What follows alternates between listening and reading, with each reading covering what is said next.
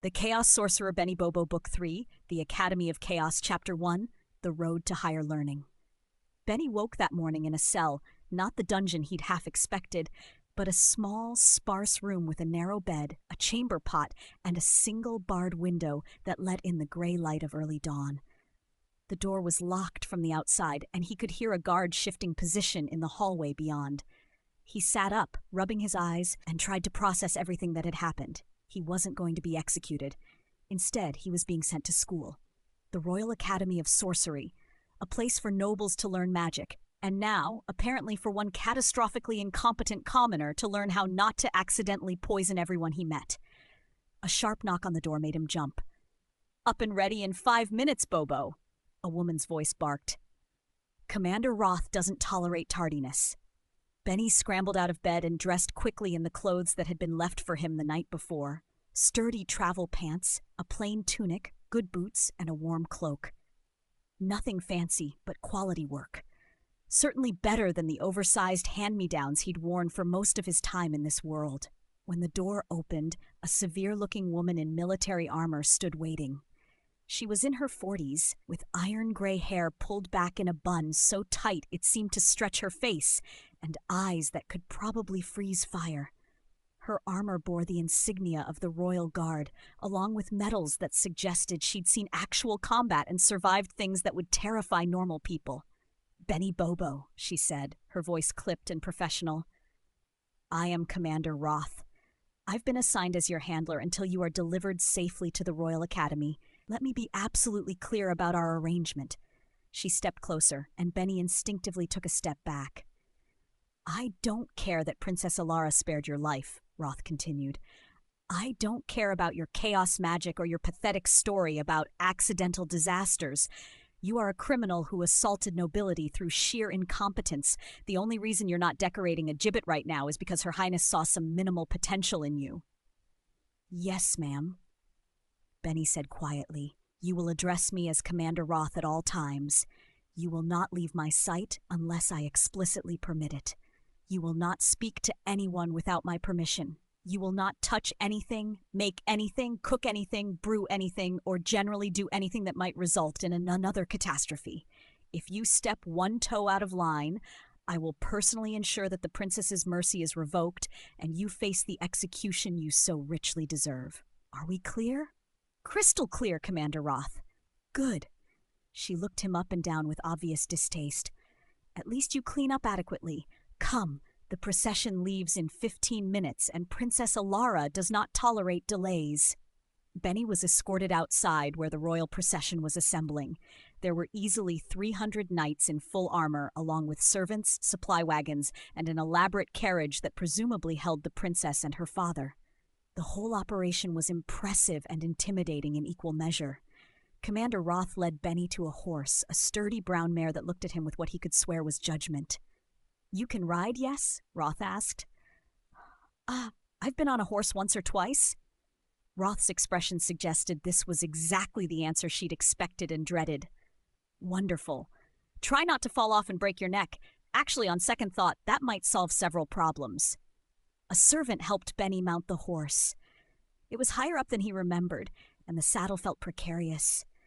But he grabbed the reins and tried to look like he knew what he was doing. The procession set out with the rising sun, heading north toward the capital. Benny rode near the middle of the formation, with Commander Roth on one side and 2 armored knights on the other. There would be no escaping, no wandering off, no disasters. Hopefully. They traveled for 3 days before reaching the crossroads where the procession would split. Princess Alara's group would continue straight to the capital, while Benny would turn east toward the Royal Academy with an escort of 200 knights and Commander Roth. On the evening of the 3rd day, the princess summoned Benny to her traveling pavilion. He approached nervously, flanked by guards, and was ushered into an elaborate tent that had been set up for the night.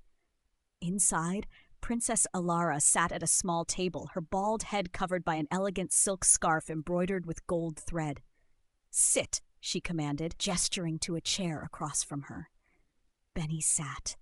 For a long moment, Alara just studied him, her green eyes sharp and calculating. Her scalp was still completely bare, though Benny could see tiny dark spots that might have been the beginning of hair regrowth. "Do you understand what you're walking into?" she asked finally. "School?" Benny ventured. "The Royal Academy of Sorcery," Alara corrected.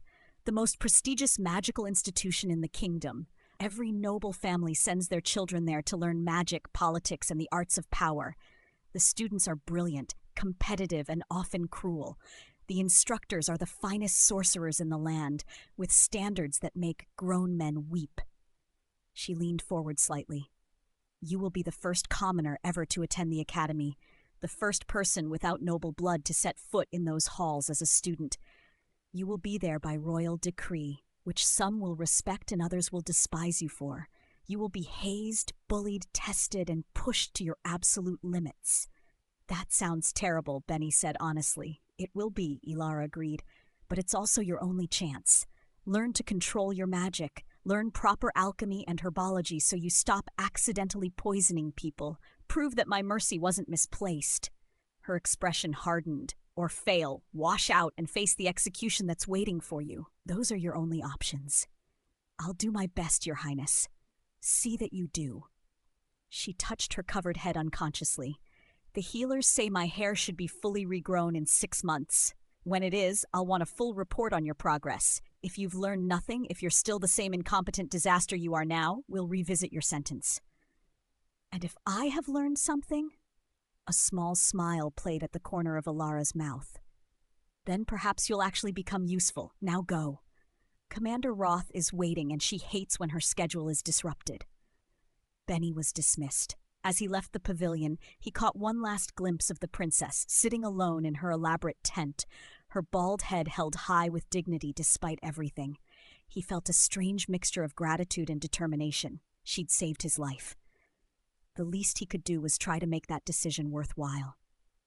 The next morning, the procession split at the crossroads. Benny watched as Princess Alara's group continued north, the elaborate carriage disappearing into the distance. Then he turned his horse east, flanked by Commander Roth and 200 knights, heading toward a future he couldn't quite imagine. They traveled for another week through increasingly civilized territory. The roads became better maintained. The towns grew larger and more prosperous. The people they passed bowed to the royal procession, though some looked at Benny with curiosity. Who was this blonde teenager being escorted by so many soldiers? On the 7th day, they crested a hill, and Benny saw it. The Royal Academy of Sorcery. It was magnificent. A sprawling complex of buildings that looked like a cross between a castle and a university, with towers reaching toward the sky, courtyards filled with students in robes, and an aura of barely contained magical energy that Benny could feel even from a distance. The main building was constructed of white marble that seemed to glow in the afternoon sun. Spires and towers rose at odd angles, some connected by bridges that floated with no visible support. Gardens surrounded the complex, but these weren't normal gardens. The plants glowed with magical light, trees bore fruit in impossible colors, and flowers that looked like they were made of crystal chimed softly in the breeze. "The Academy," Commander Roth said.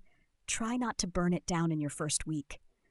They rode through gates that opened at their approach, into a main courtyard where a reception committee was waiting.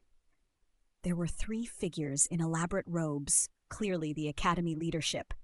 The central figure was an elderly man with a long white beard and eyes that sparkled with intelligence and power.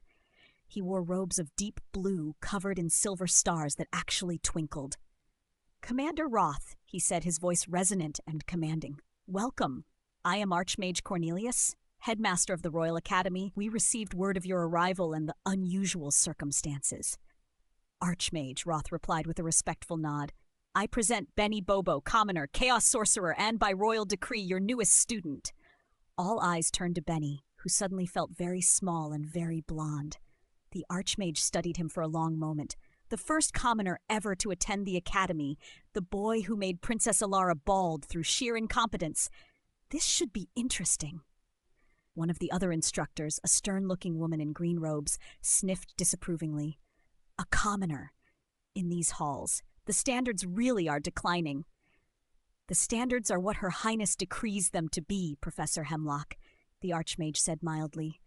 And she has decreed that young Master Bobo will study here until he either masters his chaos magic or proves himself beyond redemption.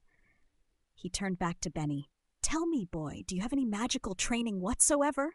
No, sir, I just ask for things and sometimes they appear, or sometimes they appear wrong, or sometimes they're cursed. It's kind of unpredictable. Chaos magic, the third instructor mused, a younger man with kind eyes and brown robes. Fascinating, rare, difficult to control. Difficult to control is putting it mildly, Professor Aldwin, Hemlock said. The boy's a walking disaster. Which is precisely why he's here, Archmage Cornelius said. To learn control, to learn proper magical theory and practice, to become something more than a disaster. He looked at Benny directly. Can you do that, young man? Can you learn? I'll try my best, sir, Benny said, meeting the Archmage's eyes. I don't want to hurt anyone else. I just want to understand what I can do and how to use it properly. A noble sentiment. Let's see if you can live up to it. Cornelius gestured to the buildings. Professor Aldwin, please show Master Bobo to his quarters and begin his orientation. Classes start tomorrow. Commander Roth, your men may return to Venomar. The boy is our responsibility now. Roth looked at Benny one last time. Don't make me regret not executing you myself, she said, then turned her horse and rode out, the 200 knights following in formation. And just like that, Benny was alone at the Royal Academy of Sorcery. Chapter 2. The first week, Professor Aldwin was surprisingly kind as he showed Benny around the academy. You'll face challenges here, he said as they walked through corridors lined with floating candles and portraits that actually moved. The noble students, well, they're not used to commoners being their equals. You'll be hazed, tested, bullied, probably. But you'll also learn more about magic in a month here than most people learn in a lifetime. Benny's quarters were in the East Tower, a small room with a bed, desk, wardrobe, and window overlooking the gardens. Simple but comfortable and far nicer than the guild dormitory in Mundell. Robes will be provided, Aldwin explained. You'll wear student robes at all times while on academy grounds. Meals are served in the Great Hall 3 times a day. Classes begin at dawn and continue until evening. Study time is your own, but I recommend using it wisely. That night, Benny lay in his new bed, staring at the ceiling and wondering what he'd gotten himself into. The first week started the next morning. Benny was given his student robes, simple gray for first-year students, and a class schedule. Basic magical theory, practical spellcasting, alchemy and herbology, magical history, elemental control. The classes were difficult. The other students, all nobles, all confident in their abilities and their place in the world, looked at him with curiosity, disdain, or outright hostility. In magical theory, a boy named Reginald Ashworth III made a point of asking loudly, "Is it true there's a commoner in our class? I thought this was an academy for nobles, not peasants." Her Highness Princess Alara decreed his attendance, Professor Hemlock said coldly. If you have a problem with that, you may take it up with the royal family. Reginald shut up, but the damage was done. Everyone knew Benny was different, an outsider, someone who didn't belong. The bullying was subtle at first, accidentally bumping into him in the hallways, whispering just loud enough for him to hear about commoner filth and royal charity cases, excluding him from study groups. Benny ignored it as best he could and focused on his studies. The problem was he was terrible at most of it. Magical theory required reading dozens of books about magical principles that Benny barely understood. Practical spellcasting involved precise gestures and incantations that his chaos magic seemed to actively resist. Elemental control was supposed to teach him to summon and manipulate fire, water, earth, and air, but every time he tried, something went wrong. Just a small flame, the instructor said on the third day. Focus your will, channel your magic, and create fire in your palm. Benny concentrated, focused, channeled. A sheep appeared, an actual living sheep. It materialized in the middle of the classroom, bleated in confusion, and immediately started eating one of the textbooks. The class erupted in laughter. "Get that animal out of here!" the instructor roared. The sheep disappeared in a puff of light before anyone could grab it, taking the half-eaten textbook with it. Benny's face burned with embarrassment. But it was alchemy and herbology where things went really wrong. On the 5th day of his first week, the class was assigned to create a simple stamina potion, something to restore energy and reduce fatigue. The ingredients were laid out, the instructions were clear, and even Benny thought he might actually succeed. He followed the recipe exactly, measured the ingredients precisely, mixed them in the correct order, heated the mixture to the right temperature, stirred clockwise 7 times, counterclockwise 3 times. When he was finished, he had a vial of blue liquid that looked exactly like everyone else's potions. "Well done, class," Professor Hemlock said, walking through the rows and examining the potions. "These look acceptable. Master Bobo, I'm surprised. Yours appears properly made." "Thank you, Professor," Benny said, relief flooding through him. He'd done it, made something correctly. That's when Reginald Ashworth Thurs stood up from his seat 2 rows back. "I don't believe it," Reginald announced loudly. "The commoner actually made a potion that looks right? I bet it's poison, or sewage, or something equally disgusting masquerading as a real potion." "Sit down, Lord Ashworth," Hemlock said tiredly. "No, I'm serious." Reginald pushed forward, his cronies snickering behind him. "The boy's too stupid to make a proper potion. Everything he touches turns to disaster. I bet that's not even a real stamina potion." "Then don't drink it," Benny said quietly. "Oh, but I want to prove a point." Reginald grabbed the vial from Benny's desk. "If you're so confident in your abilities, you won't mind me testing this, will you?" "Actually, I'd rather you didn't," Benny started. But Reginald had already pulled the cork and downed the potion in one gulp. The classroom fell silent. Reginald smacked his lips. "Tastes like mint, and something else I can't quite." The sound was unmistakable, loud, prolonged, and mortifying. Reginald's eyes went wide with horror. "Oh no," he whispered. The smell hit approximately 3 seconds later. It was catastrophic, a combination of rotten eggs, decomposing vegetables, and something that might have been sulfur but worse. It spread through the classroom like a poisonous fog. Students began gagging, some covered their noses. Others ran for the windows, throwing them open and gasping for fresh air. Reginald stood frozen, his face bright red, as his body continued to produce gas at an alarming rate. "Peef, ert, Lord Ashworth!" Professor Hemlock shouted, her own face twisted in disgust as she held a handkerchief over her nose. "Step into the hallway, now!" Reginald stumbled toward the door, trailing a miasma of gastrointestinal horror behind him. Every step was punctuated by another explosive release. "Sorry," he gasped between eruptions. "Can't stop. It just keeps coming." He made it to the hallway, where his gaseous emissions continued unabated. Through the open door, the class could hear him, and more importantly, smell him. The rest of the period was a complete loss. No one could concentrate with the smell pervading the room, and the constant soundtrack of Reginald's digestive distress echoing from the hallway. When the bell finally rang, students fled the classroom like it was on fire. Reginald was ordered to stand in the hallway for the rest of the day, away from everyone else, until the potion wore off. It didn't wear off. Through his next class, Magical History, Reginald stood outside in the corridor, his continuous flatulence disrupting the lecture. "Can someone please remove that student from the building?" the history professor roared. In practical spellcasting, Reginald was stationed in the courtyard, where at least the open air helped dissipate the smell. Students walked wide circles around him. "What did you do to him?" one of Reginald's friends demanded, confronting Benny between classes. "I made a stamina potion," Benny protested. "Exactly according to the recipe. He's the one who grabbed it and drank it." "You poisoned him." "He poisoned himself. I tried to stop him." The argument was broken up by a professor, but the damage was done. Everyone knew Benny Bobo had struck again. Another disaster. Another victim. By dinner that evening, Reginald was still producing gas. He stood alone in the far corner of the great hall, not allowed to sit at any table because of the smell, still suffering the effects of whatever Benny had inadvertently created. "Brap!" Students pointed and whispered. Some laughed. Others looked at Benny with newfound wariness. If this was what happened to someone who drank his potion, what other disasters might he cause? That night, Reginald thought he felt the gas finally subsiding. Relieved, exhausted, and thoroughly humiliated, he went to use the bathroom. What he thought would be just another fart turned out to be something much worse. The shart heard around the academy. Reginald's horrified scream echoed through the East Tower. Meanwhile, in the royal palace in Venimar, a messenger brought Princess Alara news from the academy.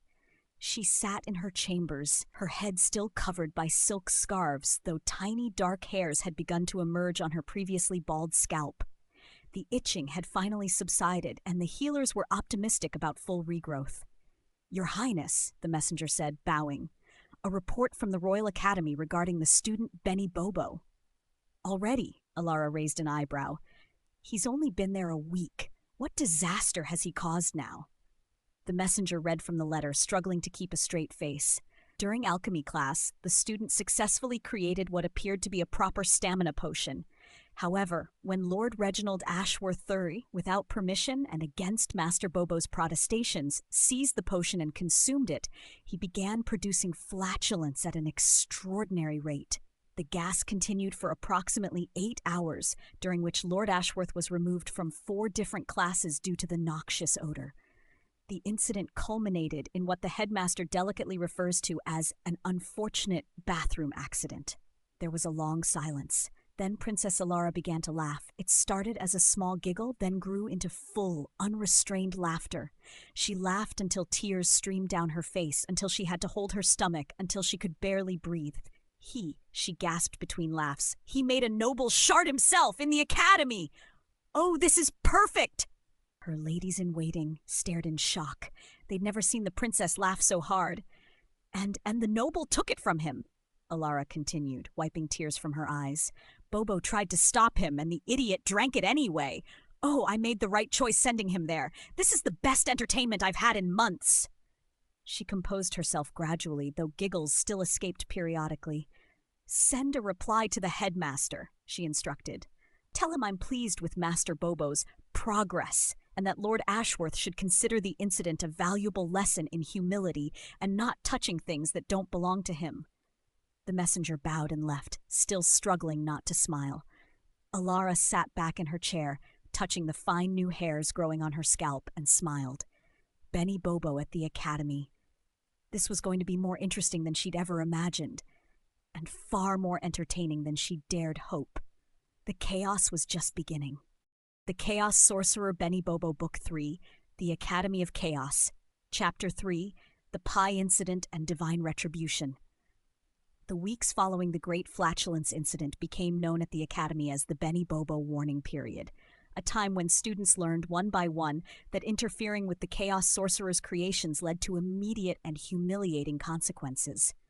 Week 2 brought the hair growth potion incident. A noble girl named Clarissa Worthington snatched Benny's potion before he could test it himself, declaring loudly that she wanted to prove it was probably just colored water. She drank it in front of the entire class. Within an hour, her hair was growing at an alarming rate. By dinner, it reached her waist. By bedtime, it dragged on the floor behind her like a bridal train. She had to sleep sitting up because lying down meant getting tangled in her own hair. It took 3 days and the combined efforts of 4 professors to reverse the effect, by which time she had enough hair to fill a mattress. Week 3 featured the Strength Enhancement Salve disaster. Lord Marcus Pemberton, not the same Marcus from Mundell, a different, more pompous Marcus, smeared Benny's creation on his arms before Benny could stop him, bragging about how he'd proved the commoner was a fraud. He became so strong he couldn't control his own movements.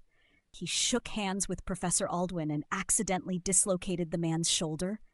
He tried to open a door and ripped it off its hinges. He sat in a chair and crushed it to splinters. For 48 hours, he had to wear padded gloves and be supervised at all times to prevent him from accidentally destroying the academy. Week 4 brought the voice amplification tonic.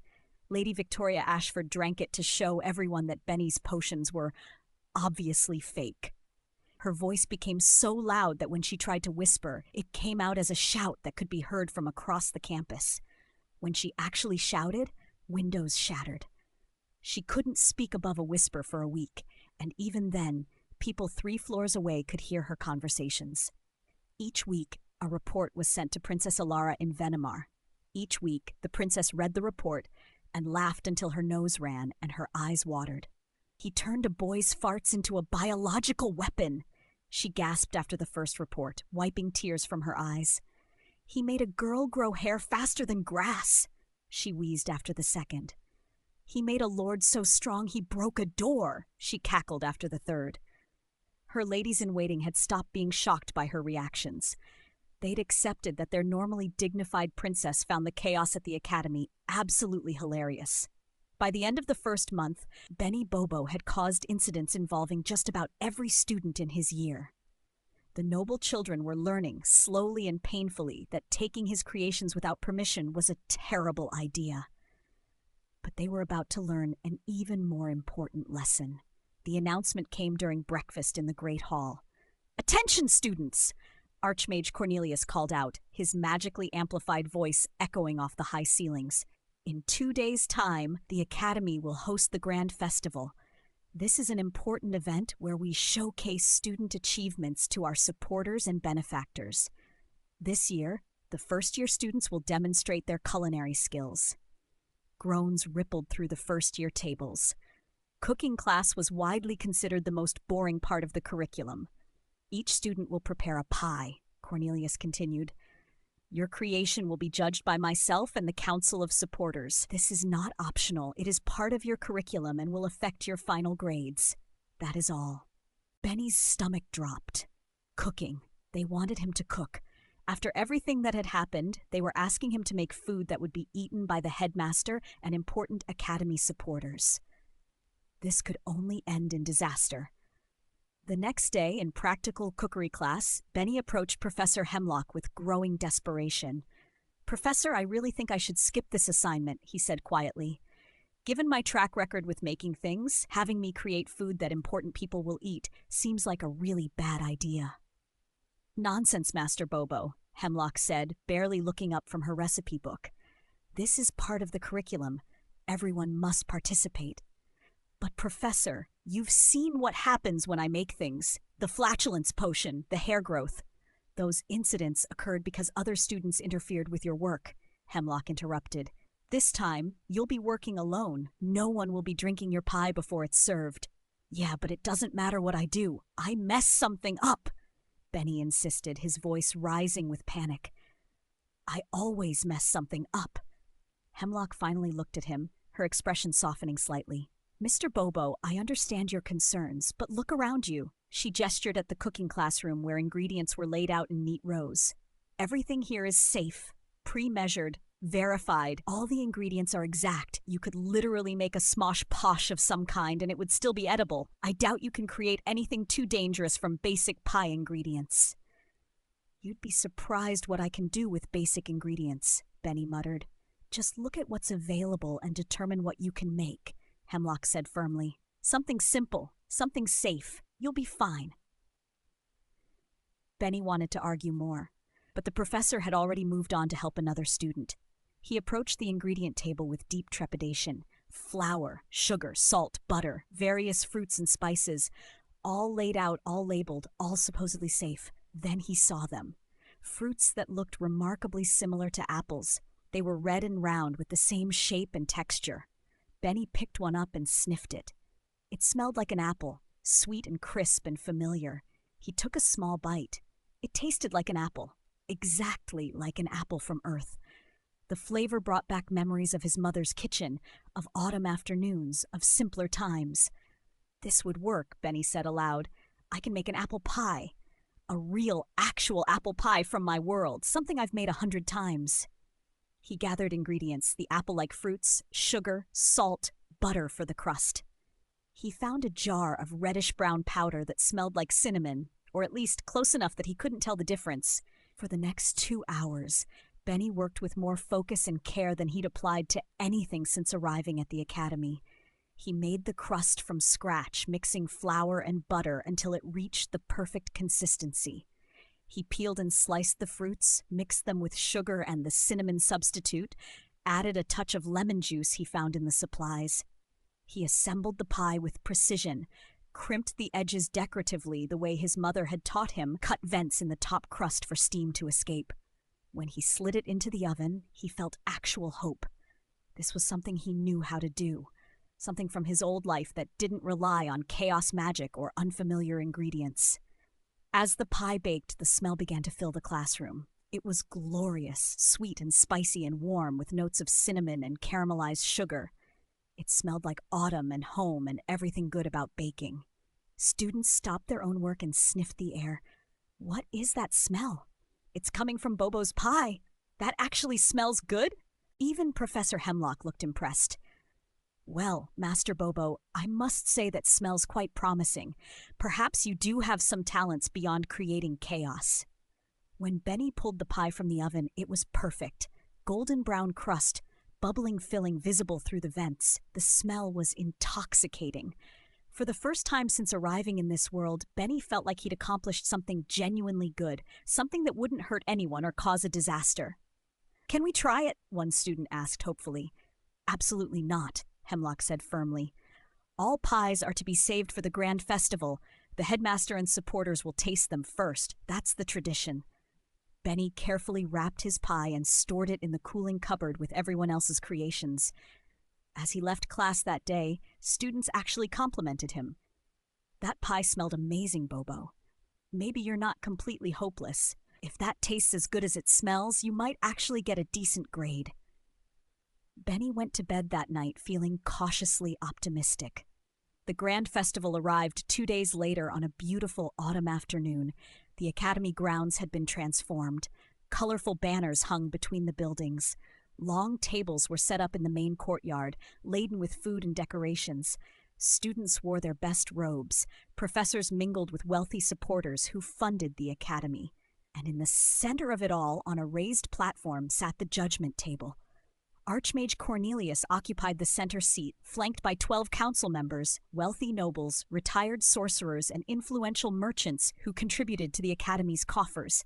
They looked important, well-fed, and thoroughly accustomed to criticizing student work. The pie judging began at midday. One by one, students brought their creations forward. Each pie was sliced, and portions were served to the headmaster and all 12 council members. They would taste, discuss, and assign a score. The noble children went first, as was tradition. Their pies were competent but unremarkable. Berry pies with too much sugar, meat pies with bland filling, cream pies that were too runny.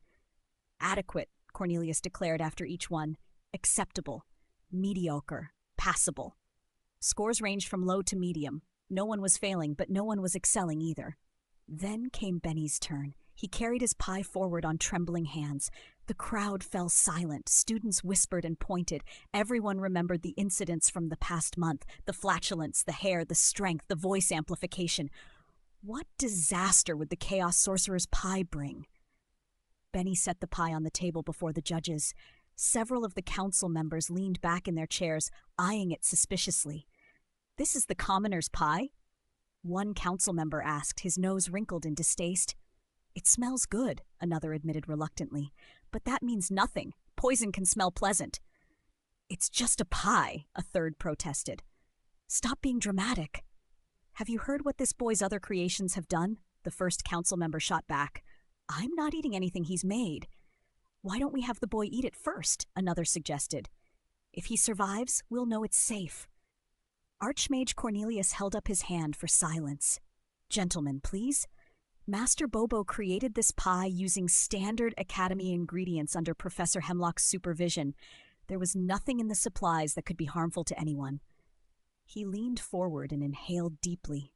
"And it smells genuinely delightful. Stop acting like frightened children and let's taste the boy's work." He cut the first slice himself, the knife revealing perfectly cooked filling and flaky crust. The smell intensified, cinnamon and apples and caramelized sugar. Cornelius took the first bite. His eyes widened. This is actually excellent," he said, surprise evident in his voice. "The crust is perfectly flaky, the filling is well balanced, the spices are subtle but present. This is genuinely good work, Master Bobo." Encouraged by the headmaster's reaction, the council members accepted their own slices. Reluctantly at first, then with growing enthusiasm as they tasted the pie. "Remarkable! Quite good indeed. Best pie we've tasted today." Benny's heart soared. He'd done it. Made something good, something that wouldn't hurt anyone or cause chaos. The judges ate their pie, discussing the flavors and texture. Everything seemed fine. Everything seemed perfect. For about 5 minutes. Then something began to happen. It started with Archmage Cornelius. He blinked, looked down at himself, then blinked again. Is it just me, or is the table getting smaller? The table's not smaller, one council member said, his voice rising in pitch. We're getting larger. They were right. The judges were growing. Not rapidly, but steadily and undeniably. 6 feet tall became 7, 7 became 8, 8 became 10. Their clothes didn't grow with them. Seams began to split, buttons popped, fabric tore. Within 2 minutes, 13 very important, very dignified Academy officials were 15 feet tall and in various states of undress as their clothing gave up the fight and fell away in tatters. Cover the children's eyes! Professor Hemlock shrieked. Chaos erupted. Female professors rushed forward with tablecloths, trying to provide some modesty to the rapidly expanding judges. Male students were quickly ushered toward buildings. Younger children were physically turned around. The headmaster, now towering over everyone at 15 feet tall and clutching a tablecloth around his waist like the world's largest toga, bellowed in a voice that shook the windows. What is the meaning of this? All eyes turned to Benny. I didn't do it, Benny shouted back. I just made a pie, a normal pie. I used the ingredients that were provided. I followed a recipe from my homeland. I don't know what happened. Benny Bobo, several professors screamed in unison. It's always Benny Bobo.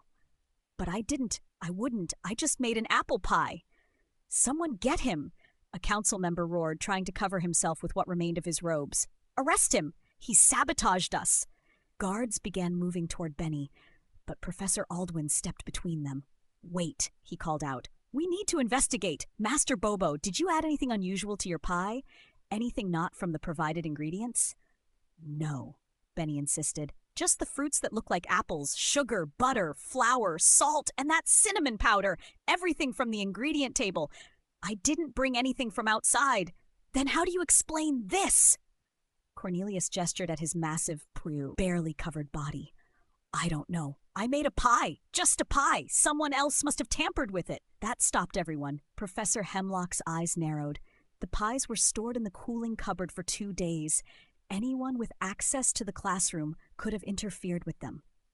Find out who did this, Cornelius commanded, his voice echoing across the grounds. I want an investigation, immediately, and someone get us some proper clothing. The investigation took 3 hours. During that time, the giant judges were sequestered in a hastily cleared gymnasium, the only room with ceilings high enough to accommodate them, wrapped in bed sheets and tablecloths while professors worked frantically to reverse the growth spell. Meanwhile, Professor Hemlock and several other instructors interrogated students, examined the cooling cupboard, and analyzed what remained of Benny's pie. The truth came out when they questioned Reginald Ashworth III. The same noble who'd suffered the flatulence incident in week 1, the same boy who'd been humiliated in front of the entire academy, who'd spent 8 hours producing toxic gas, who'd sharded himself in front of his peers.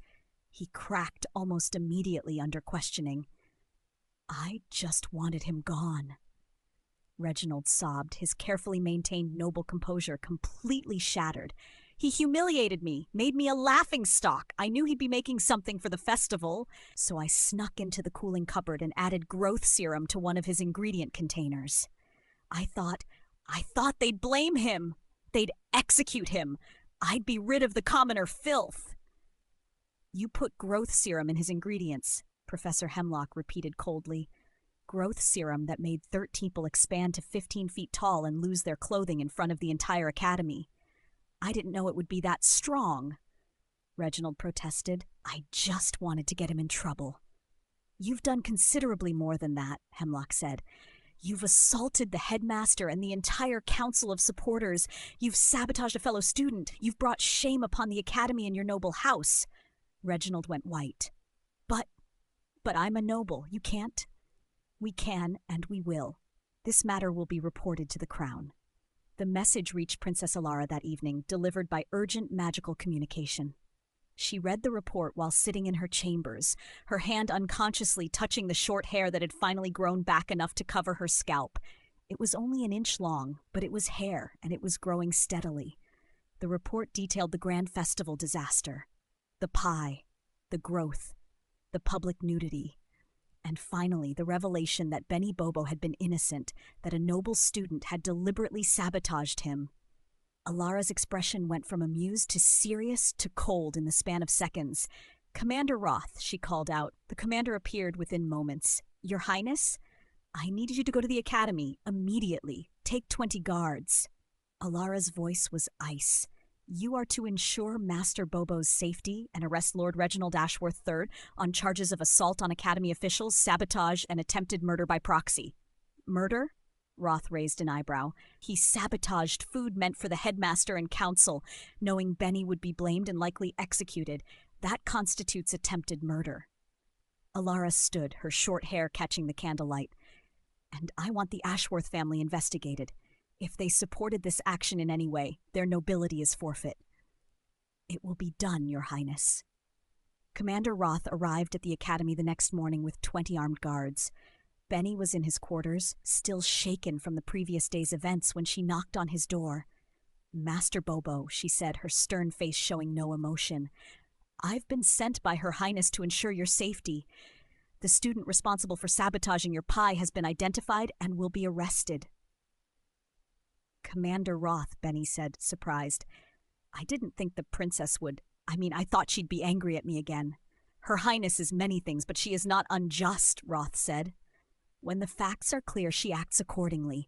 You were innocent of this incident. The guilty party will face consequences." She turned to her guards. "Find Lord Reginald Ashworth III and bring him to me. Use force if necessary." The arrest happened in the Great Hall during breakfast.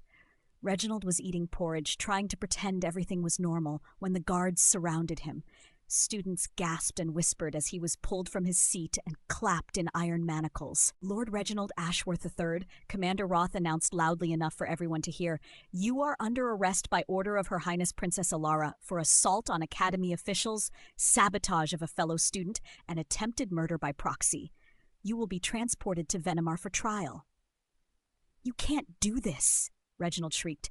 "I'm a noble. I have rights." "Your rights are currently under review," Roth said coldly, "as is your family's noble status. Her Highness takes a dim view of those who abuse their position to harm others." Reginald was dragged from the hall, screaming protests that fell on deaf ears. The academy fell silent in his wake. 2 weeks later, the verdict came down. Lord Reginald Ashworth III was found guilty of all charges. His punishment, complete removal of noble status. He and his family were stripped of their titles, their lands, their positions. They were released into society as commoners, with nothing but what they could carry. The Ashworth family, desperate to salvage something from the disaster, publicly disowned Reginald entirely. They claimed he'd acted alone, without their knowledge or support. Whether that was true or not didn't matter. The damage was done.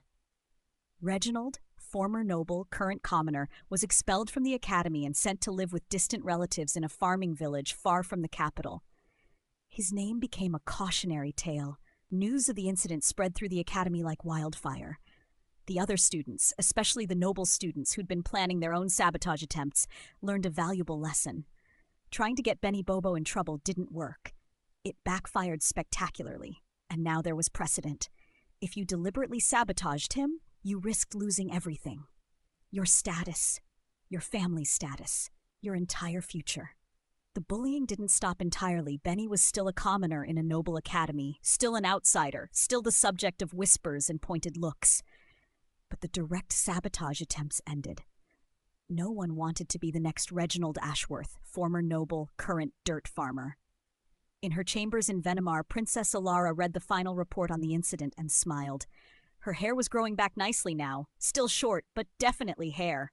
The healers said she'd have her full length back within 3 months. She'd made the right choice sending Benny to the academy.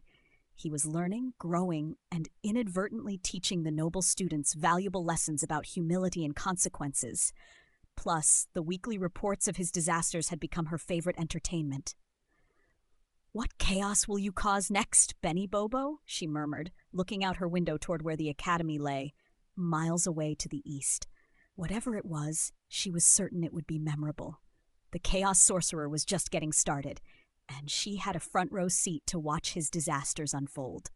The Chaos Sorcerer Benny Bobo Book 3, The Academy of Chaos, Chapter 4, The Philosophy of a Chaos Sorcerer. After the Grand Festival incident and Reginald's very public downfall, Benny found himself in an unusual position at the Academy. He wasn't exactly popular. He was still a commoner in a sea of nobles, still the boy whose creations caused disasters, but he was no longer actively being sabotaged. More surprisingly, a few students had actually started treating him like a person. Two in particular had become something resembling friends. The first was Lady Millicent Fairweather, a slight girl with brown hair and intelligent gray eyes who sat next to Benny in magical theory. She'd been one of the few students who hadn't laughed when his sheep had appeared during elemental control. Instead, she'd asked, with genuine curiosity, "How did you summon a living creature?" That's fourth-year magic, at least. The second was Lord Edmund Blackthorne, a tall, gangly boy who'd actually defended Benny when other students tried to blame him for the pie incident. The investigation proved it wasn't him, Edmund had said firmly. If you keep blaming Bobo for things he didn't do, you're no better than Ashworth was. It wasn't a ringing endorsement of friendship, but in the cutthroat world of Noble Academy students, it was practically a declaration of loyalty. So when the Academy announced a free day, a rare Sunday where students could leave campus and visit the nearby town, Millicent and Edmund invited Benny to join them. "Are you sure?" Benny asked, surprised. "Won't it look bad for you to be seen with a commoner?" "Oh, it'll definitely look bad," Edmund said cheerfully. "Half the nobles will talk behind our backs, but honestly, you're more interesting than most of the pompous twits here. At least when you cause disasters, they're entertaining. Plus," Millicent added, "you saved me from eating that hair growth potion by accident. Clarissa tried to give it to me, claiming it was yours and therefore probably harmless water. If I'd drunk it, I'd have been the one with floor-length hair for a week." "I didn't save you," Benny protested. "I just yelled, 'Don't drink that!' really loudly." "Exactly. You warned me. Most people here would have let me drink it just to see what happened." So that Sunday morning, the three of them walked through the Academy gates and into the town of Thornhaven, a prosperous settlement that had grown up around the Academy over the centuries. The streets were clean and well-maintained, lined with shops catering to wealthy students, bookstores, clothing boutiques, cafes serving expensive pastries, potion ingredient suppliers. They stopped at a tea shop where Millicent ordered something elaborate with multiple types of leaves and honey. Edmund got coffee so expensive, Benny's eyes watered at the price. Benny, mindful of his limited funds, ordered the cheapest tea on the menu. They were sitting outside enjoying the autumn sunshine and watching people pass by when trouble found them. A group of young nobles approached their table. 6 of them, all around Benny's apparent age, all dressed in expensive clothes that marked them as wealthy, even by noble standards. They carried themselves with the particular arrogance of people who'd never been told no in their entire lives. The leader was a tall boy with perfectly styled black hair and a sneer that looked practiced. Well, if it isn't the famous Benny Bobo, the commoner who managed to worm his way into the Royal Academy. Benny recognized the tone immediately. This was going to be a confrontation. He set down his tea carefully. "And you are?" "Lord Castellan Zimpress," the boy said, as if the name should mean something. "Of House Zimpress, one of the oldest and most prestigious families in the kingdom. Unlike you, peasant, my bloodline actually matters." "Zimpress," Edmund said, frowning. "You don't go to the Academy. I'd remember that insufferable attitude." "We attend the Celestial Institute," Castellan said proudly, "a school for those of us with truly exceptional magical talent and impeccable breeding. Not that sad little academy that's now accepting gutter trash." "The Celestial Institute," Millicent said dryly, "is basically a school for nobles too rich and too mediocre to get into the Royal Academy." Castellan's face flushed. "How dare you? The Institute is—" "We're not interested in your school rivalry," Benny interrupted. "If you came over here just to insult me, congratulations, you've done it. Now please leave us alone." "I came over here," Castellan said, stepping closer, "to tell you that your presence at the Royal Academy is an insult to every noble family in this kingdom. You're a blight on high society, a commoner pretending to be something he's not. You don't belong in those halls, and you never will." The other 5 nobles murmured agreement, looking at Benny with expressions ranging from disgust to pity. Benny felt anger rising in his chest. He'd heard variations of this speech 100 times since arriving at the academy. Usually, he ignored it. Usually, he walked away.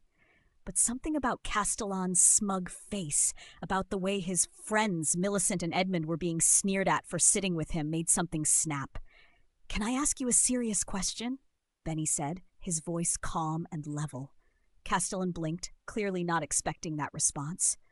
"What? If there were no commoners in the world," Benny said slowly, "would you still be considered noble?"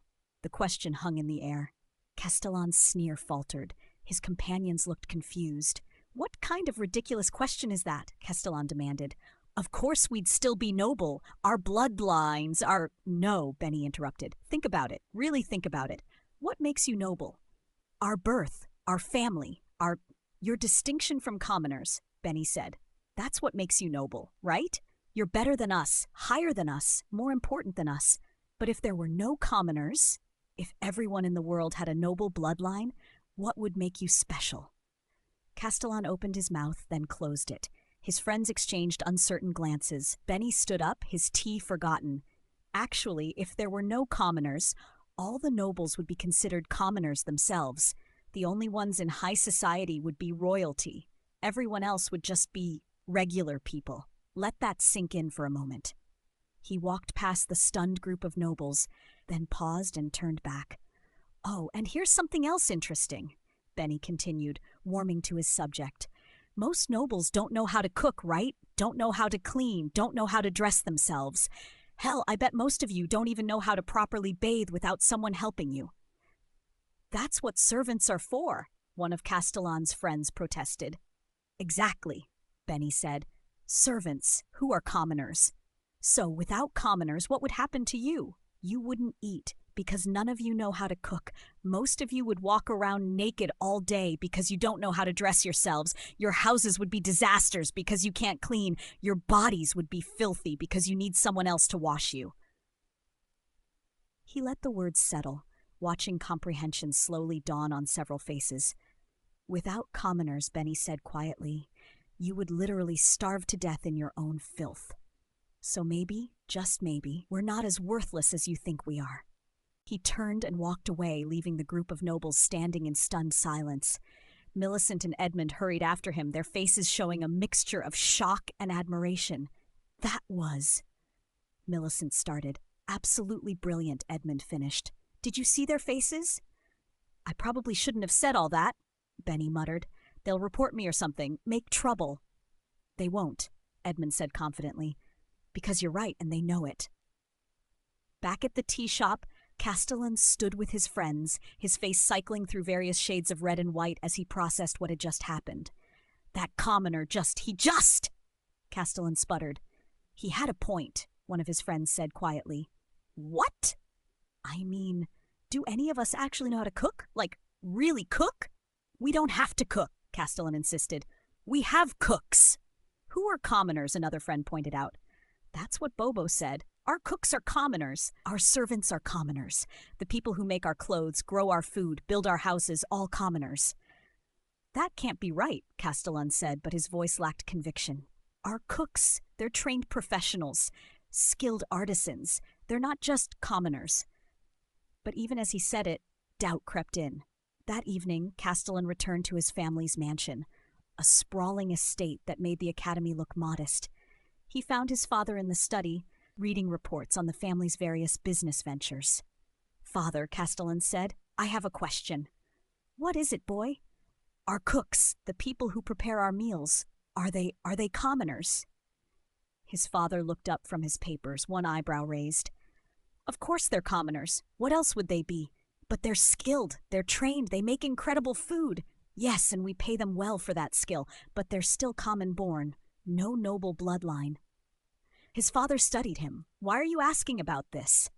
Castellan sat down heavily. "I met that boy, the one from the academy, the commoner, Benny Bobo."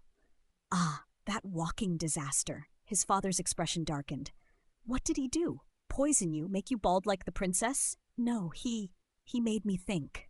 Castellan explained the confrontation, the questions Benny had asked, the points he'd made about nobles being helpless without commoners.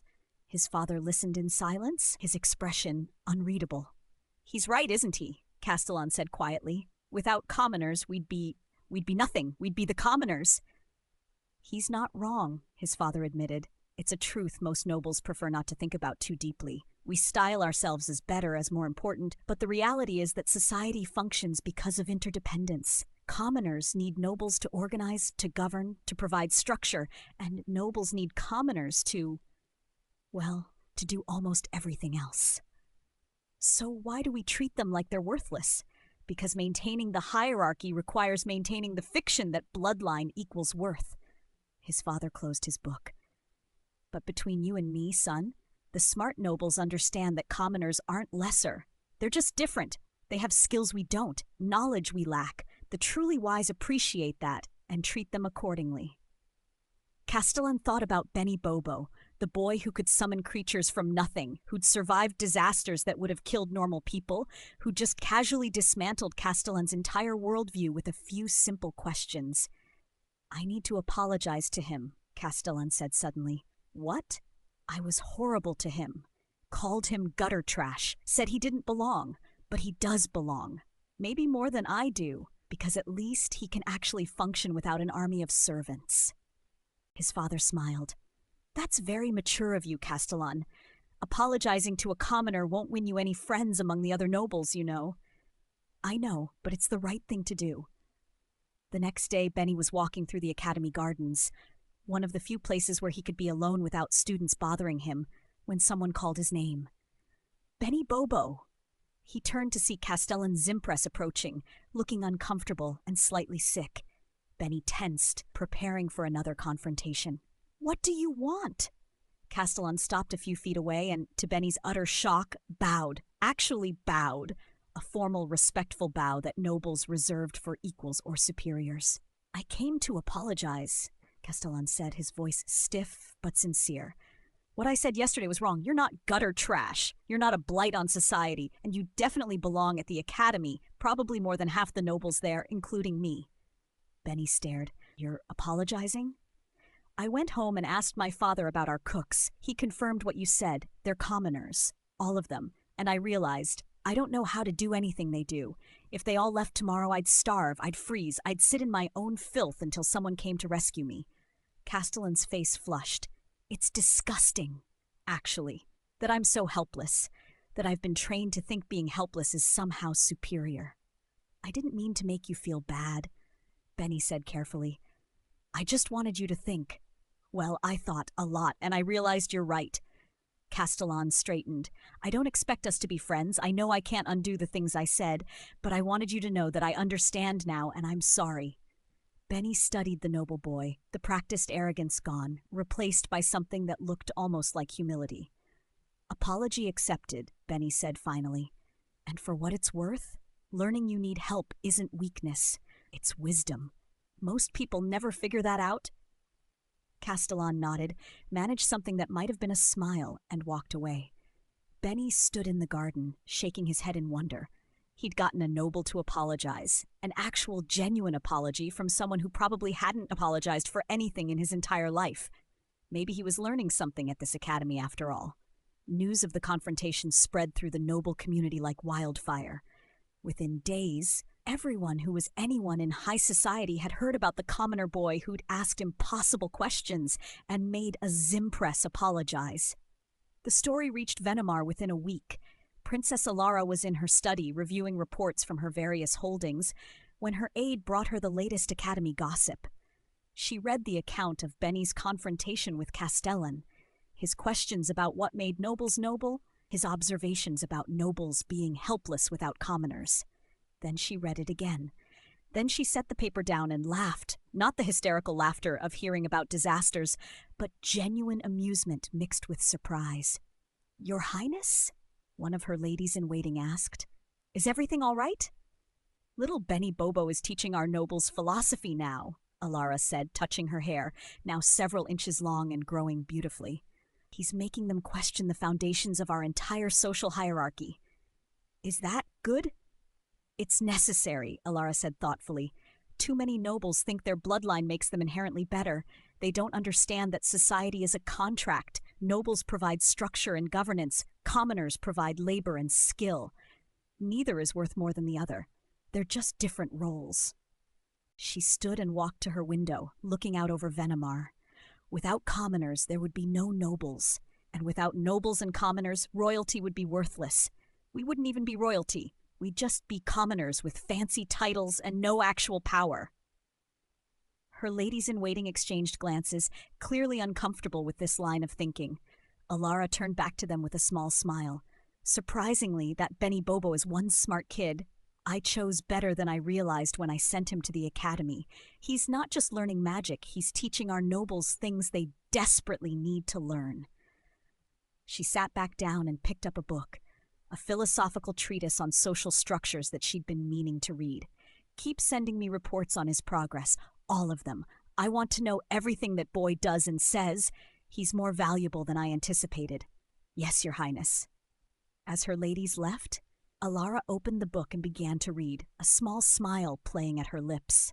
The chaos sorcerer was causing a different kind of chaos now. Not disasters with potions or pies, but disruptions to the way nobles thought about the world, and Alara was starting to think that might be the most valuable magic of all.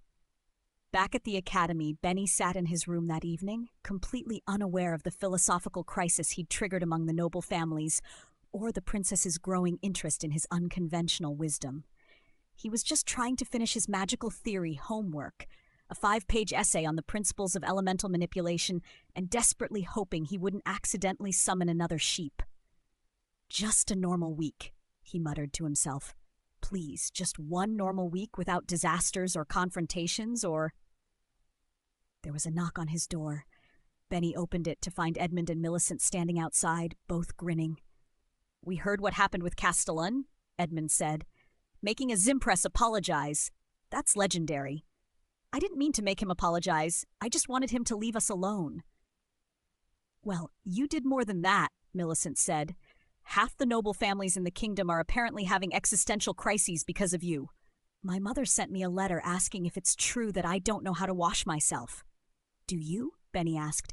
Of course I do. I just prefer when someone else does it. It's more thorough. Edmund burst out laughing. See, Bobo, you're making everyone confront uncomfortable truths. It's brilliant. It's terrifying, Benny corrected. I'm going to get in trouble for this somehow. Probably, Edmund agreed cheerfully. But that's what makes being your friend so interesting. Come on, we're going to the library to study. You should join us. Benny looked at his homework, then at his new friends, then back at his homework. Sure, he said, grabbing his books. Why not? What's the worst that could happen? The three of them walked toward the library, laughing and talking, while the autumn sun set over the academy grounds and the noble families of the kingdom tried to figure out how a commoner chaos sorcerer had just undermined their entire social philosophy with a few simple questions. The chaos continued. But this time it wasn't an accident. This time Benny had meant every word, and that perhaps was the most dangerous thing of all.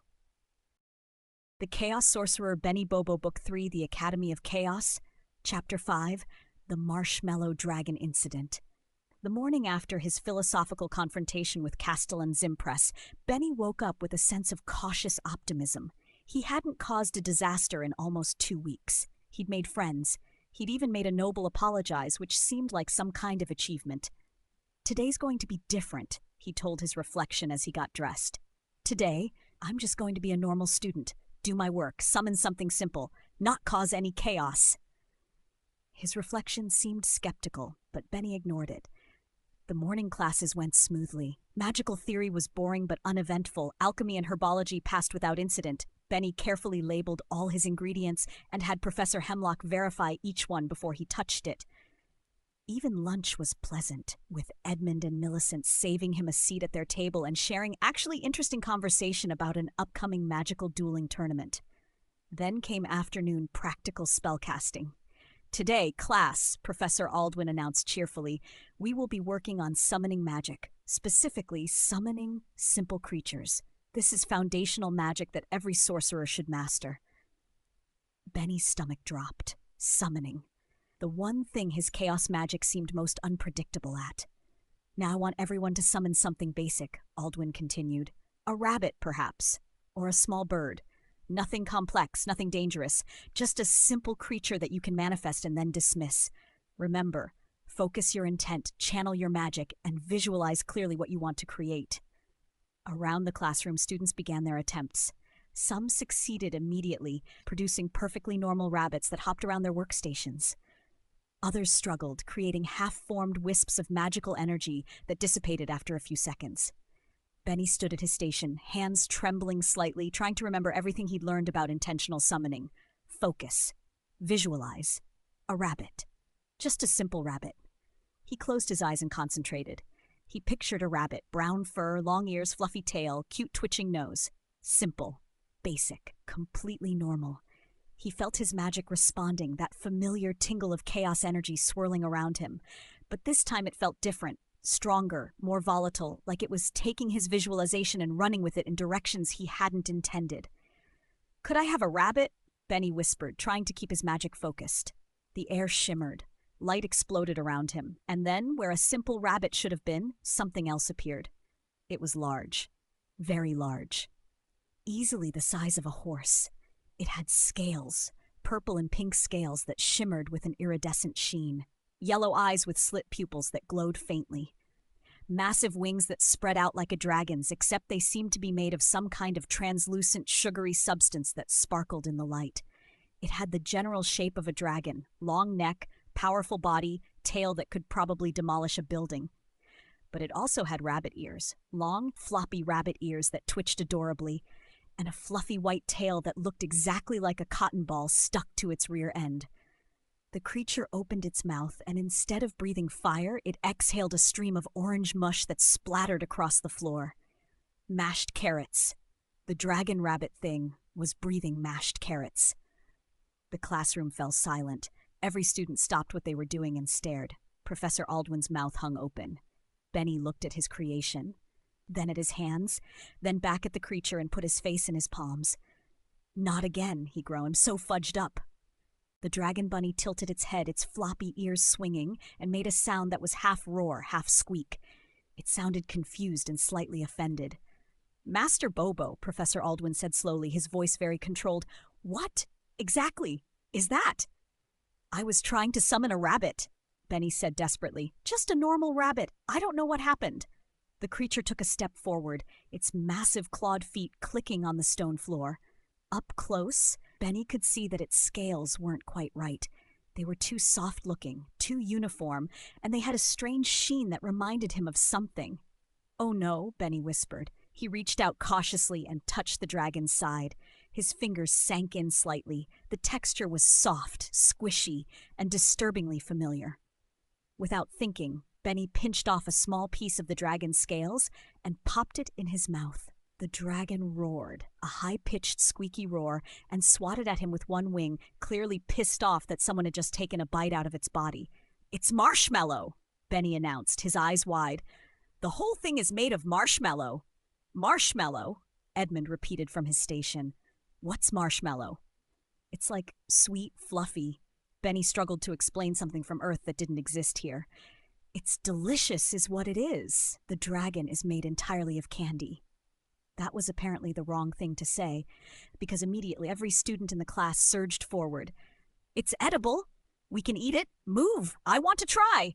"Wait," Professor Aldwin shouted. "Students, this is still a summoned creature. We don't know if it's safe to—" But it was too late. The dragon, seeing dozens of teenagers rushing toward it with hungry expressions, did what any sensible candy dragon would do.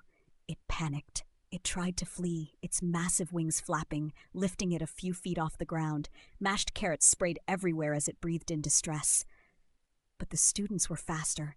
They swarmed the creature, grabbing at its wings, its tail, its legs.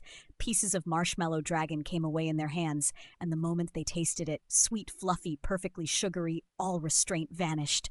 "It's amazing! The wings taste like honey. The tail is vanilla." "The carrots are weird, but not bad." The dragon bunny tried to defend itself, breathing more mashed carrots and swatting with its wings, but it was fighting a losing battle. For every piece of itself it lost, it seemed to regenerate slightly, but not fast enough to keep up with the ravenous students. Benny watched in horror as his creation was literally eaten alive. "I'm sorry," he called out to the dragon. "I didn't mean to. I was just trying to make a rabbit." The dragon shot him a look that clearly said, "This is your fault," before its head was descended upon by 3 students who discovered that the ears tasted like strawberry. Professor Aldwin had given up trying to restore order. He stood at the front of the classroom, his wand hanging limply at his side, watching as his students devoured a magical creature made of candy. "I should have seen this coming," he muttered. "It's Bobo. Of course it's made of sweets." Within 5 minutes, the dragon was gone, completely consumed by hungry academy students who now had marshmallow and carrot on their faces and looked deeply satisfied. "That," Edmund said, wiping marshmallow from his mouth, "was the best summoning exercise we've ever had." "The wings were incredible," Millicent added. "What did you call that substance? Marshmallow?" "You ate my summon," Benny protested. "I didn't even get to dismiss it properly. You just ate it." "To be fair," one student said, "it was delicious. Best thing I've eaten all week." "Better than the feast hall food by miles," another agreed. Professor Aldwin clapped his hands weakly. "Class dismissed. Early. Everyone, just go. I need to file a report on this incident, and I need several minutes to figure out how to explain that one of my students accidentally summoned an edible dragon made of candy." As the students filed out, still chatting excitedly about the flavors and textures of dragon bunny parts, Aldwin stopped Benny. "Master Bobo," he said tiredly, "how did you even... What were you thinking when you cast the spell?" "I was thinking about a rabbit," Benny insisted. "Just a normal, brown, fluffy rabbit. I don't know where the dragon came from, or the marshmallow, or the carrots." "Your chaos magic," Aldwin said, rubbing his temples, "appears to have a sense of humor, and possibly a sweet tooth." "I'm sorry, Professor. I really was trying to do it right." "I know you were," Aldwin sighed. "The strange thing is, what you created was actually incredibly advanced magic. Manifesting a living construct made of edible material that's also self-aware enough to feel offense when bitten, that's master-level summoning. You just did it completely wrong." "Story of my life," Benny muttered. "Write me a 3-page report on what you think went wrong and how you might prevent it next time. And Master Bobo?" "Yes, sir?" "Try not to create any more edible creatures. The students are going to expect it now, and the kitchen staff will file complaints about competition." News of the marshmallow dragon spread through the academy like wildfire. By dinner, everyone knew that Benny Bobo had summoned a dragon made of candy that breathed mashed carrots. The story grew with each telling. Some versions had the dragon being 50 feet tall, others claimed it could speak. One particularly creative account insisted that it had granted wishes before being devoured. The students who'd actually eaten parts of the dragon were treated like celebrities, describing in detail which parts had tasted best. "The wings were definitely superior," one declared, "honey-flavored and light as air." "No, the tail was better," another argued. "Pure vanilla, perfectly sweet." "You're both wrong. The ears were strawberry. Strawberry. Nothing beats that." Benny sat with Edmund and Millicent, his head in his hands, while the debate raged around them. "At least this one didn't make anyone sick," Edmund offered. "Or bald, or flatulent for 8 hours. Or giant and naked," Millicent added. "This is actually one of your better disasters, Benny." "I summoned a candy dragon," Benny said flatly. "A candy dragon with bunny ears that breathed mashed carrots. That's not better, that's just weird." "It was delicious, though," Edmund said. "You have to admit, if you're going to accidentally create something, an edible creature is pretty harmless. Nobody got hurt. Everyone got dessert. Honestly, you should count this as a win." "The dragon got hurt," Benny pointed out. "It was literally eaten alive. It was made of marshmallow. I don't think it had feelings." "It looked offended when I bit it." "Well, yes, I'd be offended too if someone bit me. But it wasn't real. It was magic real. There's a difference." Benny wasn't entirely convinced, but he had to admit Edmund had a point. In the grand scheme of his disasters, this one was relatively benign. Nobody had lost their hair, nobody had shit themselves, nobody had grown to 15 feet tall and lost their clothes in public. People had just gotten free candy. As disasters went, it could have been much worse. The report reached Princess Alara 3 days later, delivered by the same magical communication system that had brought news of all Benny's previous incidents. She was in her throne room, hearing petitions from various nobles about land disputes and trade regulations, boring administrative work that made her want to scream, when her aide slipped her the Academy report. She read it while pretending to listen to Lord whoever he was drone on about taxation rates on imported wool. Incident report. Student Benny Bobo, first-year class, practical spellcasting assignment, summon a simple creature, rabbit or bird. Result, student summoned a dragon-sized creature with characteristics of both dragon and rabbit. Creature composed entirely of edible materials, substance identified as marshmallow by student, properties similar to whipped sugar confection. Creature expelled mashed vegetables, carrots, instead of fire. Creature was consumed by class before dismissal protocols could be implemented. Injuries, none. Property damage, none. Student discipline. Report assigned, no further action recommended. Notes. While technically a failure of the assignment, the summoning itself demonstrated master-level magical ability. Student's chaos magic appears to interpret instructions creatively. Recommend continued observation and specialized training. Alara had to bite her lip to keep from laughing out loud in the middle of the throne room. A candy dragon with rabbit ears that breathed mashed carrots, and the students had eaten it. The entire class had just descended on this poor magical creature and devoured it like a pack of starving wolves. It was absurd. It was ridiculous. It was the most Benny Bobo thing she'd ever heard. She managed to maintain her composure through the rest of the petitions, nodding and making appropriate responses while her mind replayed the image of nobles' children swarming an edible dragon. When the last petitioner finally left and she was alone with her advisors, Alara let the laughter escape. "Your Highness?" one advisor asked, concerned. "Are you well?"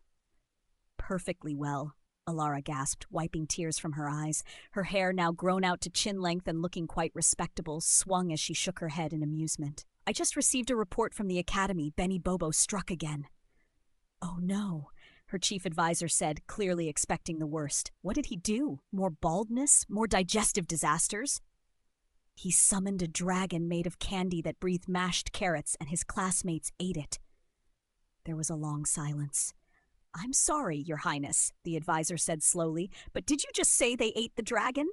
"Consumed it completely, according to the report. Apparently it was delicious. Some debate over which parts tasted best." Another advisor started laughing, then quickly tried to stifle it, then gave up and joined Alara in full, unrestrained amusement. "This is definitely a new one for the books," Alara said when she could breathe again. "I've heard of students summoning creatures they couldn't control. I've heard of summonings going wrong in dangerous ways, but an edible dragon? That the class devoured before the professor could dismiss it? Only Benny Bobo." "At least no one was harmed this time," the chief advisor pointed out. "No hair loss, no involuntary bodily functions, no public nudity, just free candy." "Yes, there is that." Alara stood and walked to the window, looking out over her city. "You know what's interesting?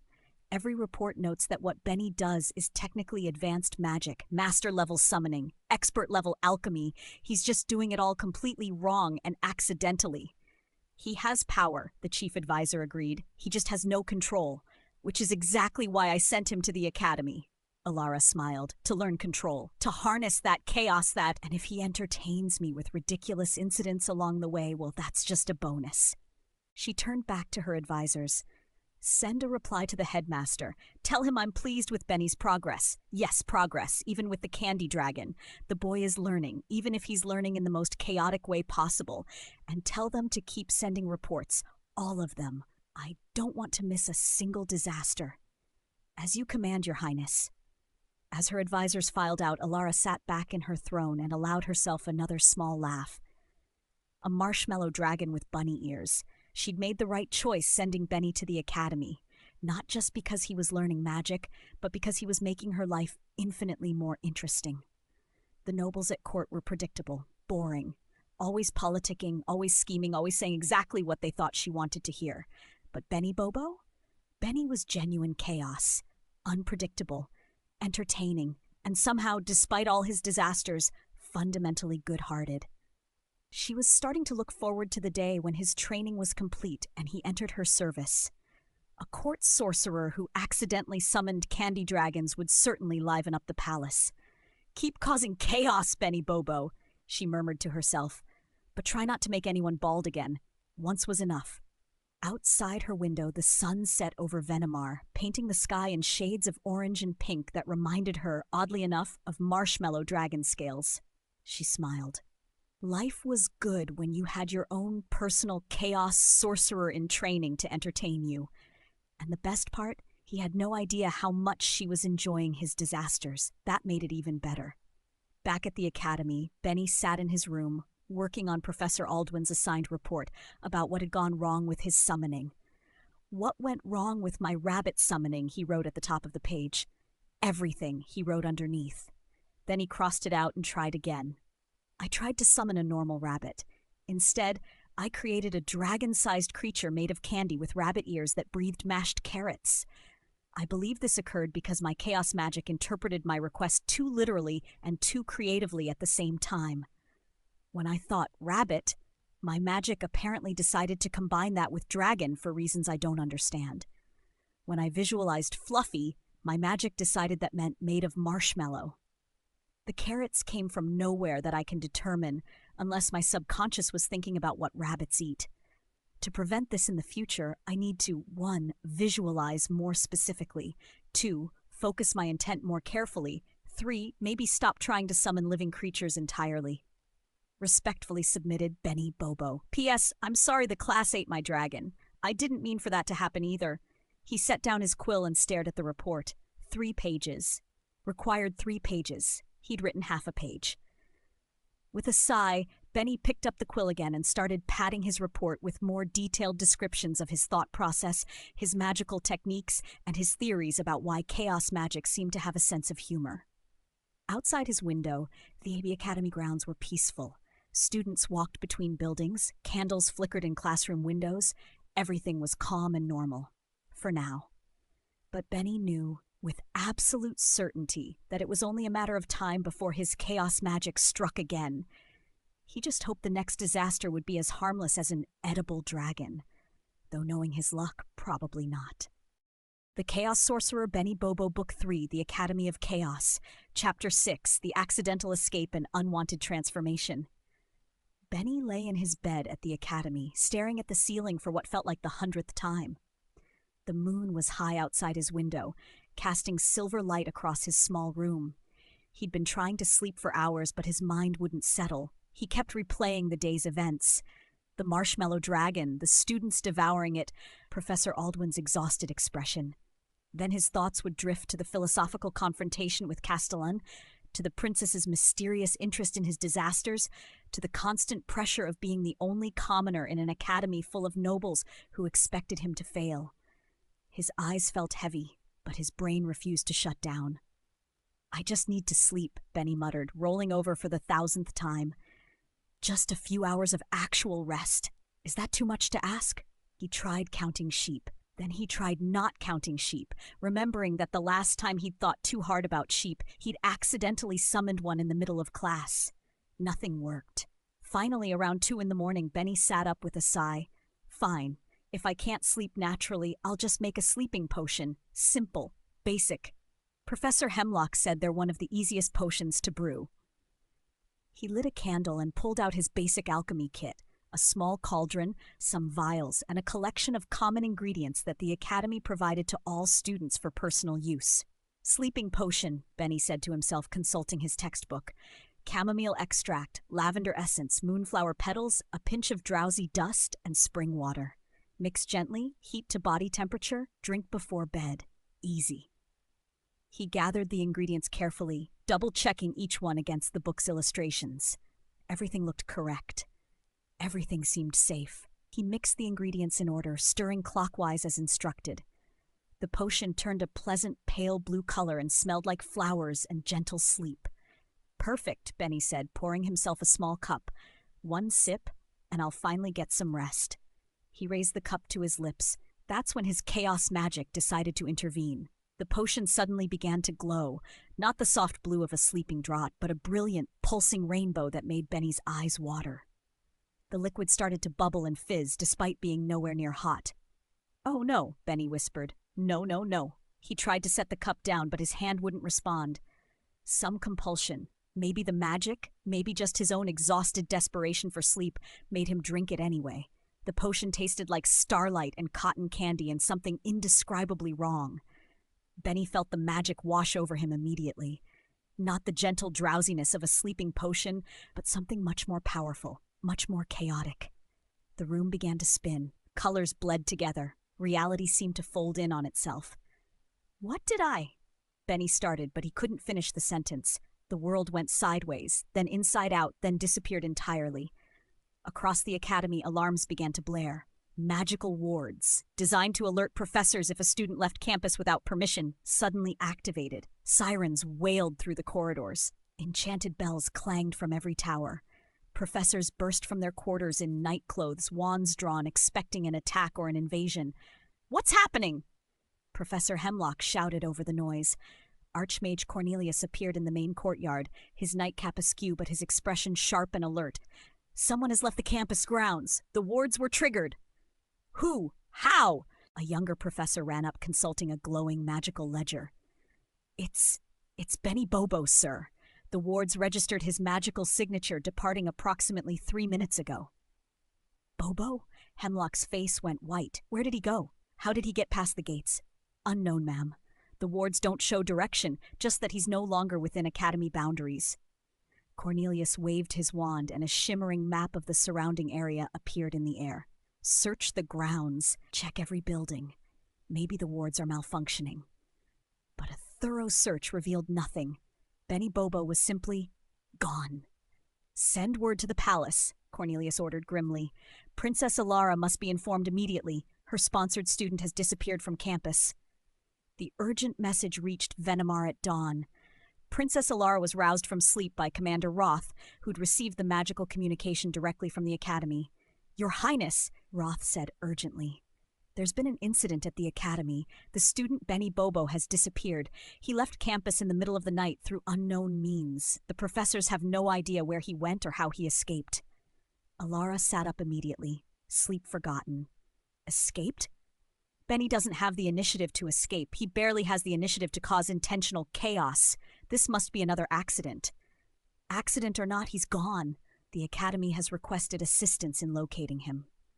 "Assemble the guard," Alara commanded, already rising from bed. "I want search parties in every town within 50 miles of the academy. Check inns, taverns, guild halls. A blonde teenage boy with chaos magic shouldn't be hard to find. He'll have caused some kind of disaster wherever he ended up." "Yes, Your Highness. Within an hour, 300 royal guards were deployed across the kingdom, searching for the missing chaos sorcerer. But they were looking in the wrong place entirely." Benny woke up slowly, his head pounding and his mouth tasting like he'd licked a rainbow. "Ah," he groaned, pressing his palms against his eyes. "What happened? Where am I?" He opened his eyes and found himself in an unfamiliar room. A small bed, a wooden table, a window showing unfamiliar streets outside. An inn, clearly, but not one he recognized. "How did I get here?" Benny sat up, trying to remember. He'd drunk the sleeping potion, and then nothing. Just chaos and colors and a sensation of being pulled through space itself.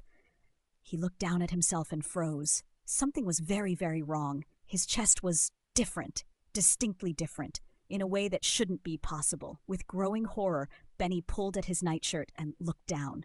Breasts! He had breasts! What? His voice came out higher than it should have. Feminine. Wrong. Benny stumbled out of bed and looked around frantically for a mirror.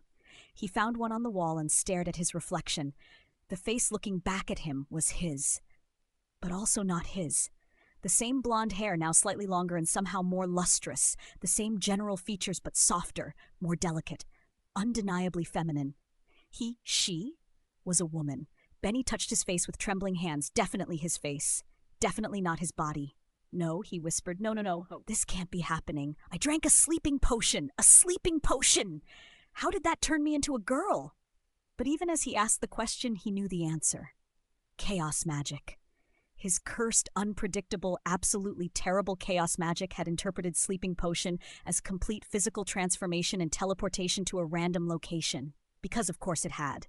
Benny, or whoever he was now, sank onto the bed and put his head in his hands. "I need a new name," he said aloud, his new higher voice sounding alien to his own ears. "I can't be Benny anymore, not looking like this." He thought for a moment. Something close to Benny, something that would feel familiar even in this wrong body. "Barbara," he said finally. "Barbara Bobo. Because apparently I'm a woman now, and my life wasn't complicated enough already." Barbara looked down at herself again, at the unfamiliar curves and proportions. "How do I don't know how to be a woman. I've been a guy for 27 years. Well, 15 here, but still. I don't know anything about. She trailed off, overwhelmed by the sheer magnitude of the disaster he'd whatever had created. A knock on the door interrupted her panic. "Breakfast is ready in the common room," a cheerful voice called. "You paid for the night and morning meal, miss." They'd called her Miss because she was a woman now. Barbara wanted to scream. Instead, she took a deep breath and stood up. Okay. First things first. I need clothes. Then I need to figure out where I am. Then I need to figure out how to turn back into myself. And then I need to get back to the academy before the princess has me executed for escaping." She looked around the room and found clothes laid out on a chair, women's clothes, of course, because apparently the universe was committed to this joke. A simple dress, undergarments that looked complicated and uncomfortable, stockings, boots. "How do I even put these on?" Barbara muttered, holding up what she thought might be a camise. "This has too many laces.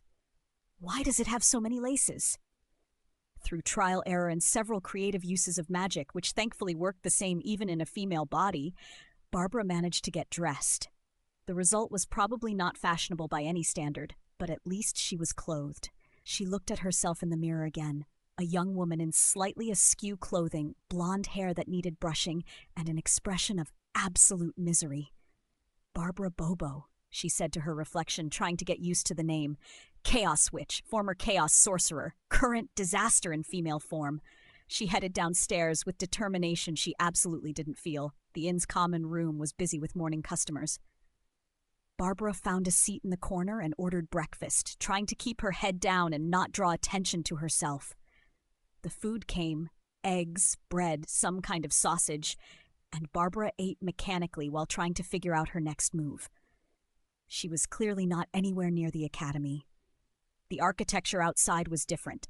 The accents of the people around her were unfamiliar. And when she'd asked the innkeeper where she was, he'd looked at her strangely and said, "Millbrook, of course, in the kingdom of Westmarch." Westmarch. That was at least 3 kingdoms away from where the academy was located. Thousands of miles. Her chaos magic had really outdone itself this time. Barbara finished her breakfast and made a decision. She couldn't go back to the academy. Not yet. Not like this. The guards would be looking for Benny Bobo, a teenage boy. They wouldn't recognize Barbara Bobo, a teenage girl. She needed time to figure out how to reverse the transformation. And in the meantime, she needed money and shelter, which meant she needed work. Barbara asked for directions to the local adventurers guild and made her way through the unfamiliar streets of Millbrook. The guild building was smaller than Mundell's, but well-maintained, with the familiar sword and shield symbol hanging over the entrance. Barbara took a deep breath and walked inside. The interior was similar to every guild she'd been in. Quest boards, tables with adventurers, a reception desk with a stern-looking clerk. Barbara approached the desk, her heart pounding. "I'd like to register as an adventurer," she said, trying to sound confident. The clerk looked her up and down skeptically. "You look young. Got any experience?" "Some," Barbara said carefully. "I've completed quests before, delivery work, collection tasks, escort missions. Name?" "Barbara Bobo." The clerk wrote it down without reaction. Why would he? Barbara Bobo meant nothing to him. Only Benny Bobo was wanted by royal decree, and Benny was thousands of miles away being searched for. Age? 15. It wasn't quite true. Or was it? Her body looked 15. She felt 27. Time and identity were becoming very confusing. Any magical abilities? Barbara hesitated. Some. Summoning, mostly, and accidents. Accidents? Unpredictable results. Chaos magic. The clerk's eyebrow rose. Chaos magic? That's rare. Dangerous too? You got any control over it? Not really, Barbara admitted. That's why I'm sticking to simple quests for now. Smart. All right, You're registered. F rank to start. Check the board for appropriate quests. Barbara thanked him and turned to the quest board. Her eyes scanned the options, looking for something simple, something that wouldn't require magic, something that couldn't possibly go wrong. Collection quest. Tiny chicken feathers. Reward 5 copper rennas. Collect 5 feathers from tiny chickens in the Meadowbrook area. Oh, great, Barbara muttered, remembering her experience with the tiny bunny that had been 60 feet tall. It's going to be another 30-foot-tall chicken that I have to collect feathers from. But she took the quest anyway. She needed money, and this was the simplest option available. The Meadowbrook area was a pleasant walk from town, past farms and through rolling hills. Barbara kept waiting for some massive building-sized chicken to appear. Instead, she found exactly what the quest had promised. Tiny chickens. They were small, genuinely, actually small. Each one was barely as tall as the grass itself, maybe 3 inches high, with fluffy feathers and tiny beaks. Oh, Barbara said, surprised and relieved, they're actually tiny, just regular tiny, not Benny Bobo disaster tiny. She knelt down and reached for one of the chickens. It didn't run away, just looked at her with beady little eyes and made a soft peeping sound. Barbara carefully grasped one of its tail feathers and plucked. Squawk! The chicken's scream was ear-piercing, way too loud for such a small creature. It immediately pecked at Barbara's hand with its tiny beak, which somehow hurt a surprising amount before scurrying away into the grass. Ow! Barbara sucked on her finger where the chicken had attacked. Okay, so they scream and attack. Good to know. She needed 5 feathers, 4 more attacks to endure. By the time she'd collected all 5 feathers, Barbara's hands were covered in tiny peck marks, and she'd developed a deep respect for these miniature aggressive chickens. I miss the 60-foot bunny, she muttered, carefully storing the feathers in a pouch. At least it didn't try to eat me. That night, back at the inn with her quest rewards safely collected, Barbara sat in her room and tried to process everything that had happened. She'd accidentally transformed herself into a woman, teleported thousands of miles from the academy, and started a new life under a new identity in a completely different kingdom. I need to stop thinking of myself as he, Barbara said aloud, trying to practice. I'm she now. Barbara is she. I am she. This is who I am until I figure out how to change back. But saying it and believing it were 2 different things. Barbara had spent her entire life, both as Sam Winters and as Benny Bobo, as male. Thinking of herself as female felt wrong, like wearing someone else's skin. How do I even act like a woman? She wondered. Do I need to walk differently, talk differently? There are probably rules I don't know about, social expectations, things women are supposed to do that I have no idea about. She looked down at her unfamiliar body again. And how do I get back to being myself? The basic Benny Bobo who was at least in the right body, even if everything else was a disaster? Outside her window, the unfamiliar town of Millbrook settled into evening. Somewhere thousands of miles away, Princess Alara's guards were searching for a boy who no longer existed. At the academy, professors were trying to figure out how their most disaster-prone student had vanished without a trace. And in a small inn room in a foreign kingdom, Barbara Bobo, formerly Benny Bobo, formerly Sam Winters, Chaos Witch and Walking Catastrophe, tried to figure out how to live in a body that didn't feel like her own. This is definitely the worst disaster yet, she said to her reflection. Making a princess bald, causing flatulence, creating candy dragons, those were nothing compared to this. Her reflection stared back, blonde and female and looking just as lost as Barbara felt. But I survived all the other disasters, Barbara said, trying to find some determination. I survived choking on a donut, freezing to death royal guards, and an entire academy of hostile nobles. I can survive being a woman until I figure out how to change back. She hoped. She really, really hoped. Because if there was one thing Barbara Benny had learned in this chaotic new life, it was that disasters could always get worse. And she had a feeling this journey as Barbara Bobo was just beginning. To be continued. Thank you for joining us on this next chapter of Benny's Narbra's chaotic journey. From chaos sorcerer to chaos witch, from boy to girl, from the academy to a foreign kingdom, the disasters continue to multiply. What will Barbara do next? Will she find a way to change back? Will the princess's guards ever find her? And what new catastrophes await in the kingdom of Westmarch? Stay tuned for more tales of the great and powerful Barbara Bobo, Chaos Witch Extraordinaire. If you're enjoying this story, please like and subscribe for more adventures of the world's most catastrophically unlucky magic user. Until next time, stay chaotic, stay safe, and always double-check your potions before drinking them.